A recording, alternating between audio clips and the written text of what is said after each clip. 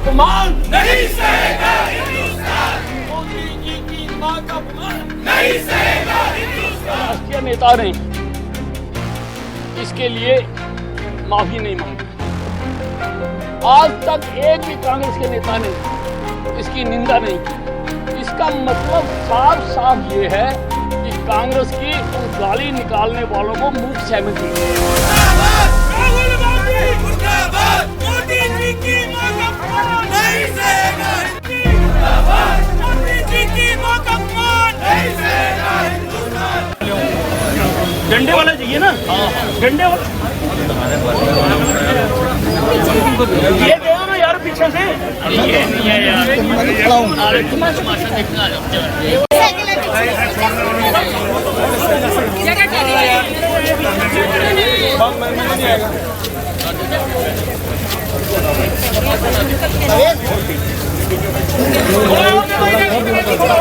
Banner के पास सारे प्रधान, महामंत्री और एमसी आ जाएंगे।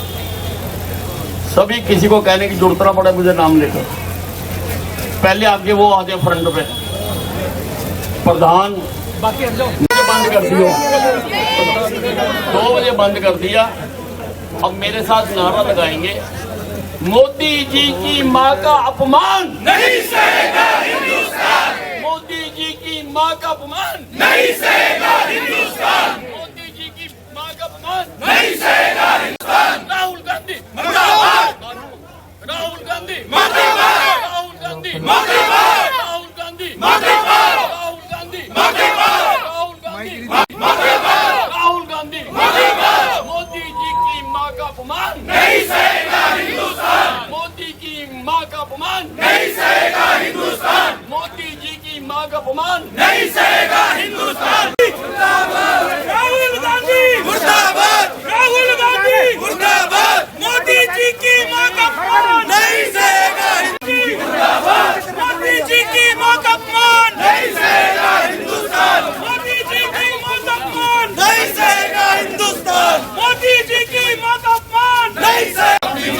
राहुल गांधी माफी मांगो। माफी मांगो। माफी मांगो। राहुल गांधी माफी मांगो। माफी मांगो। माफी मांगो। मोदी जी की मां का अपमान नहीं सहेगा हिंदुस्तान। मोदी जी की मां का अपमान नहीं सहेगा हिंदुस्तान। मोदी जी की मां का अपमान नहीं सहेगा हिंदुस्तान। मोदी जी की मां का अपमान नहीं सहेगा हिंदुस्तान। मोदी जी की मां का अपमान नहीं सहेगा हिंदुस्तान। मोदी जी की मां का अपमान नहीं सहेगा हिंदुस्तान।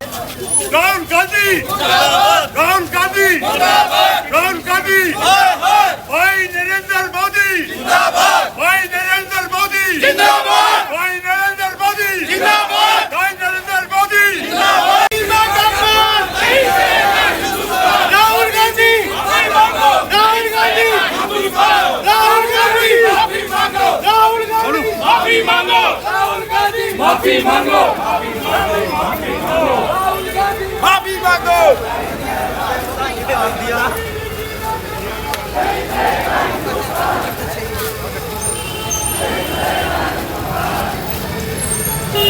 नहीं सहेगा हिंदुस्तान। नहीं सहेगा हिंदुस्तान। राहुल गांधी माफी मांगो। माफी मांगो। राहुल गांधी माफी मांगो। माफी मांगो। माफी मांगो। माफी मांगो। देखिए, इन कांग्रेस वालों ने और आरजेडी ने राजनीति का स्तर इतना गिरा दिया कि आदरणीय प्रधानमंत्री मोदी जी, जो एक संवैधानिक पद है, उनकी स्वर्गीय मां के लिए शरेआम मंच से गालियां दी गई। अब ये गालियां राहुल गांधी और तेजस्वी यादव के मंच से दी गई। किसी ने भी दी, दायित्व उनका है जिनका मंच था, जिन्होंने रैली करनी थी। और ये देश किसी भी हालत में ये बर्दाश्त नहीं करेगा। ये हिंदुस्तान की हर मां का अपमान है, हिंदुस्तान की हर महिला का अपमान है। इसलिए हैरानगी तब होती है कि आज तक एक भी कांग्रेस के राष्ट्रीय नेता ने इसके लिए माफी नहीं मांगी। आज तक एक भी कांग्रेस के नेता ने इसकी निंदा नहीं की। इसका मतलब साफ साफ ये है कि कांग्रेस की उन गाली निकालने वालों को मूक सहमति है, चुप रह के सहमति दी जा रही है कि हाँ ठीक किया, तो ये देश तो बर्दाश्त नहीं करेगा। देश से माफी नहीं मिली, सारे देश से इनको तेजस्वी यादव और राहुल गांधी को सारे देश से माफी मांगनी चाहिए, तब तक जनता इनको माफ नहीं करेगी। माफी मांगो, माफी मांगो, माफी मांगो, राहुल गांधी माफी मांगो, माफी मांगो, माफी मांगो, राहुल गांधी माफी मांगो, माफी मांगो। मोदी जी की मदद को नहीं सहेगा हिंदुस्तान। मोदी जी, राहुल गांधी माफी मांगो, नहीं सहेगा हिंदुस्तान। मोदी जी की मां का अपमान नहीं सहेगा हिंदुस्तान। मोदी जी की मां का अपमान नहीं सहेगा हिंदुस्तान। मोदी जी की मां का अपमान नहीं सहेगा हिंदुस्तान। मोदी जी इसमें माइक है, सूर्य में माइक है, सूर्य में माइक है। चलो आ रही है सब। आज मन की बात आई थी, क्या कुछ कहेंगे? ये नरेंद्र मोदी जी विश्व के ऐसे पहले किसी देश के प्रधानमंत्री हैं जो लगातार लोगों के सुख दुख के साथी बने रहते हैं। हर महीने वो देश की उपलब्धियों और किस किस क्षेत्र में देश ने प्रगति की है उससे देश का साक्षात्कार करवाते हैं। इस 125वें एपिसोड में भी उन्होंने सबसे पहले इस बार जो बरसाती आपदा आई है उसके प्रति अपनी संवेदनाएं व्यक्त की। जो बाढ़ आई है, बादल फटे हैं, जो नुकसान हुआ है, जान माल का नुकसान हुआ है, उन्होंने सबसे पहले उनके बारे में अपनी संवेदना प्रकट की और उसके साथ साथ उन्होंने उन जवानों को, अधिकारियों को, संस्थाओं को, लोगों को भी सराहा है जिन्होंने आगे बढ़कर इस आपदा से लोगों को सहायता की है बचाने के लिए। ये एक बहुत अच्छी पहल हमारे प्रधानमंत्री जी करते हैं, क्योंकि सराहने से और लोगों को भी ये भावना उत्पन्न होती है कि हम भी इस प्रकार के काम करें। और इसमें उपलब्धियों का भी जिक्र किया।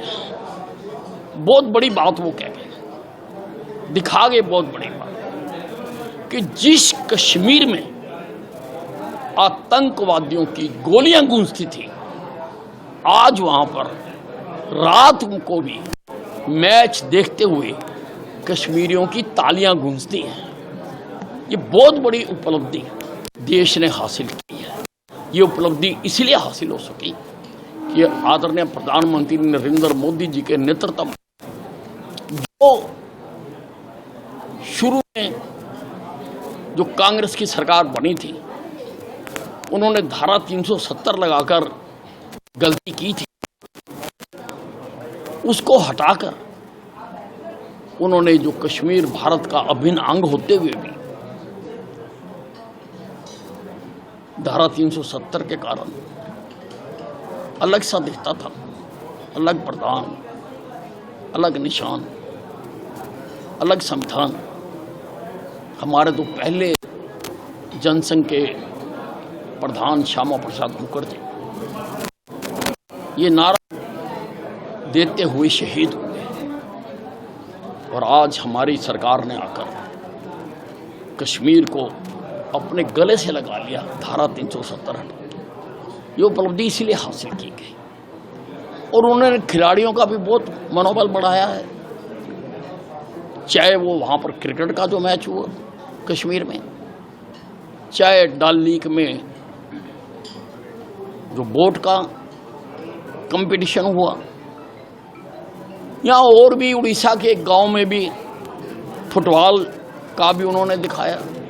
इससे खिलाड़ियों को बहुत मनोबल बन रहा है। और सबसे अंत में उन्होंने देश इस ओर ध्यान आकर्षित करने की कोशिश की है कि सूर्य देवता की हमारे देश पर बहुत कृपा है, इसलिए उसके आशीर्वाद का, सूर्य के आशीर्वाद का हम अपनी उपलब्धियों में फायदा उठाने के लिए हमें अधिक से अधिक सौर ऊर्जा की तरफ बढ़ना चाहिए।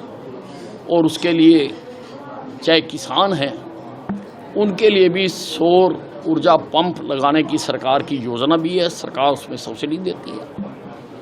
और घरों पर लगाने के लिए भी उन्होंने उत्साहित किया है।